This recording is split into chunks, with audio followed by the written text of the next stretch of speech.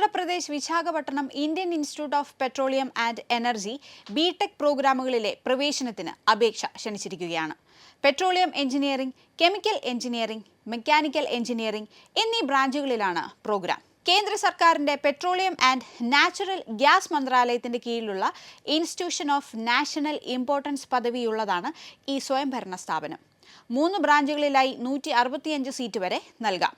Petroleum 62 seat, chemical 63 seat, mechanical 40 seat.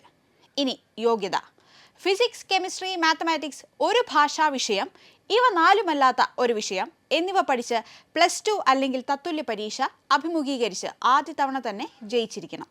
+2 അല്ലെങ്കിൽ തത്തുല്യ പരീക്ഷയിൽ മൊത്തത്തിൽ 75% മാർക്ക്, പട്ടികജാതി ഭിന്നശേഷി വിഭാഗക്കാർക്ക് 65% മാർക്കുണ്ടായിരിക്കണം. അല്ലെങ്കിൽ +2 പരീക്ഷയിൽ തന്റെ ബോർഡിൽ നിന്ന് ജയിച്ചവരിൽ കാറ്റഗറി അനുസരിച്ച് മുന്നിലെത്തിയവരുടെ 20ാം പെർസെന്റൈൽ വിഭാഗത്തിൽ പരീക്ഷാർത്ഥി വന്നിരിക്കണം. 2024 JEE അഡ്വാൻസിൽ റാങ്ക് ഉണ്ടായിരിക്കണം. ഈ റാങ്ക് പരിഗണിച്ചാണ് പ്രവേശനം. അപേക്ഷ iipe.ac.in ബിടെക് അഡ്മിഷൻ ലിങ്ക് വഴി ജൂലൈ 5 വൈകുന്നേരം 5 മണി വരെ നൽകാവുന്നതാണ്.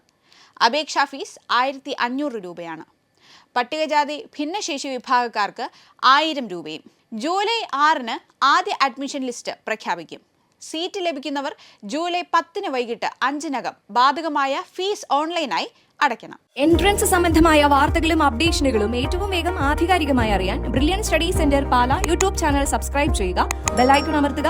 ഈ വീഡിയോ മറ്റു സുഹൃത്തുക്കളിലേക്കും മാക്സിമം ഷെയർ ചെയ്യുക.